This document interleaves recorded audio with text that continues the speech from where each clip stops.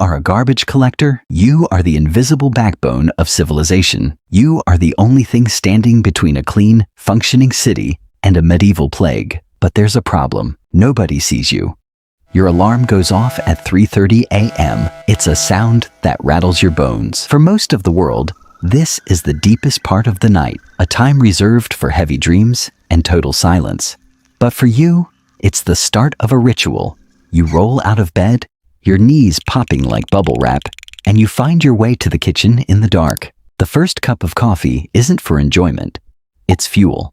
You sit there in the cold glow of the refrigerator light, letting the caffeine hit your system, knowing that in an hour, you'll be the one moving, while the rest of your neighbors are still tucked under their quilts, oblivious to the machinery of the city starting to turn. You put on the heavy boots, the neon vest, and the thick rubber gloves. This is your armor. You head to the yard and climb into a machine that costs $500,000 and smells like a graveyard. By 4:15 a.m., you're at the yard.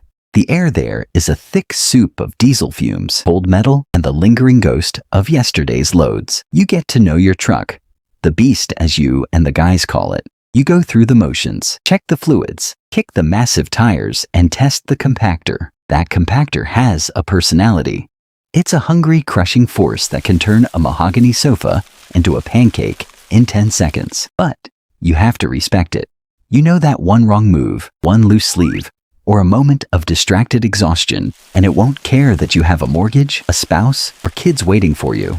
You finally hit the road. The city is a ghost town. This is the quietest part of your day. And honestly, it's the part you love the most. You see the sunrise over the suburban rooftops. Sometimes it's a bruised, heavy purple, and other times it's a brilliant, hopeful gold that makes the frost on the windshield look like diamonds. There's a peace in it that you don't get at noon.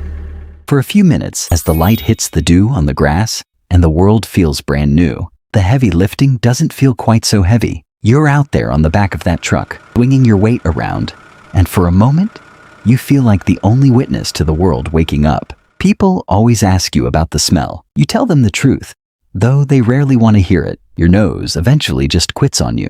After the first hour, you become nose blind.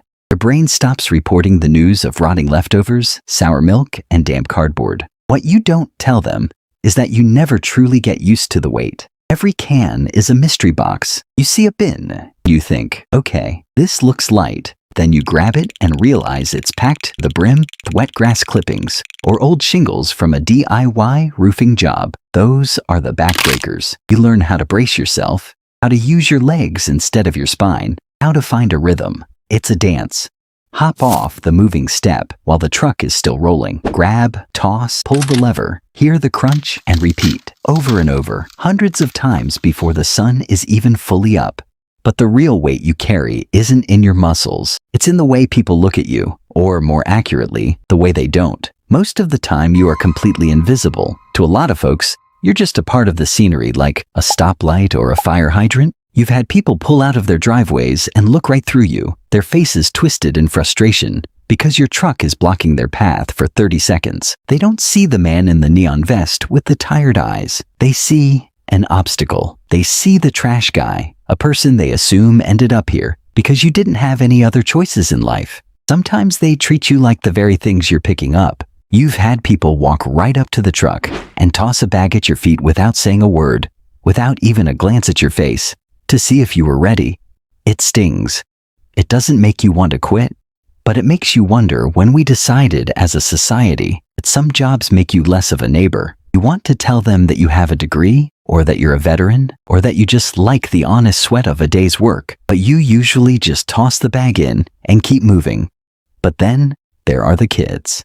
The kids are the heartbeat of this job for you. You'll be rolling down a cul-de-sac and see a 4-year-old pressed against a window, eyes wide with wonder, waiting for the big truck, like it's a celebrity appearance. When you give them a wave or a quick thunderous blast of the air horn, their whole face lights up. To them, you aren't a service worker. You're a hero driving a giant robot. You've had kids run out with drawings they made of your truck, colored in bright, messy crayons. You've had parents bring their toddlers to the curb just to watch the magic of the mechanical arm lifting a bin. On a July afternoon, when the heat is reflecting off the asphalt at 100 degrees, and you feel like you're melting, a kid handing you a cold bottle of water can change your whole week. Those moments are the ones you carry home. They remind you that what you do matters, even if the adults have forgotten how to say thank you. You learn a lot about a neighborhood by what it throws away. You've become an accidental archaeologist of human lives. You can tell when a couple has broken up. You'll see the shredded photos, the half-finished bottles of cheap wine, and a perfectly good toaster thrown out in a fit of rage. You see the boxes from a new baby's crib, and you know that for the next few months, that bin is going to be heavy with the weight of diapers and the smell of parental exhaustion. You see the clean out after an elderly neighbor passes away, boxes of old magazines from the 1970s, floral curtains that haven't been washed in a decade, and a life's worth of knickknacks headed for the pit. It makes you realize how much stuff we all collect, and how little of it actually stays with us in the end. It makes you want to go home and hug your family and throw away half the junk in your own garage. You remember the time you found that woman's wedding ring. It was tucked into a crumpled napkin at the bottom of a bin you happened to be hand-loading because the bag had split. You don't know why you saw it. Maybe the sun hit the gold just right, but you fished it out.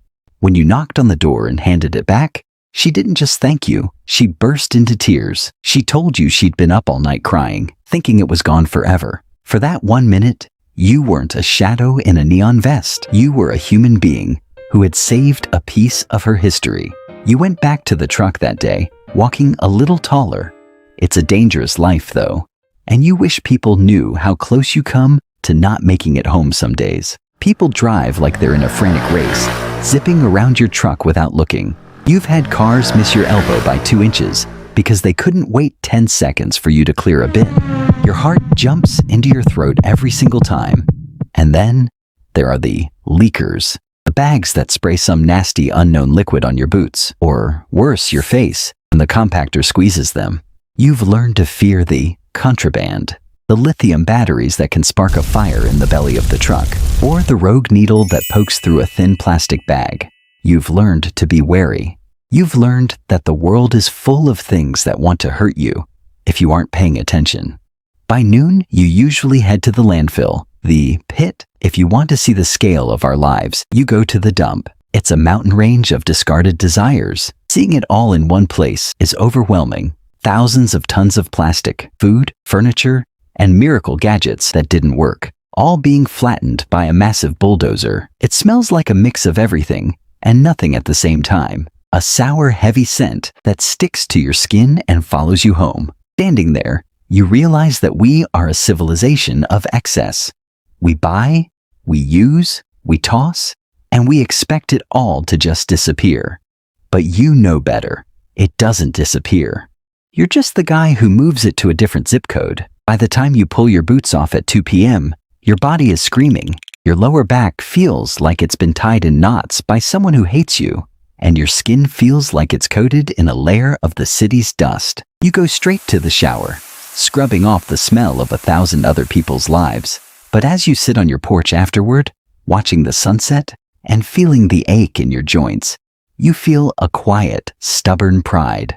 The street is clean, the clutter is gone, the world is just a little bit more orderly because you were there. You aren't a doctor, you aren't a lawyer, and you're never going to have your name in the papers. But you know a secret that the people in the fancy cars don't. If you didn't show up, if you and your crew didn't pull those levers and lift those bins, the world would start to fall apart by Friday. The rats would move in, the air would sour, and the thin veneer of civilization would crack open. You're the person who keeps the plague at bay. You're the invisible neighbor, the one who carries the truth of the city away so everyone else can start fresh tomorrow. It's a hard life and it's a dirty one, but millions of people will wake up, walk outside, see empty bins at the curb, and never think about how they got that way. They'll never know your name. They'll never see the sunrise you saw. They'll never hear the beast growl to life at 4 a.m., but the city will work. And that's because you showed up.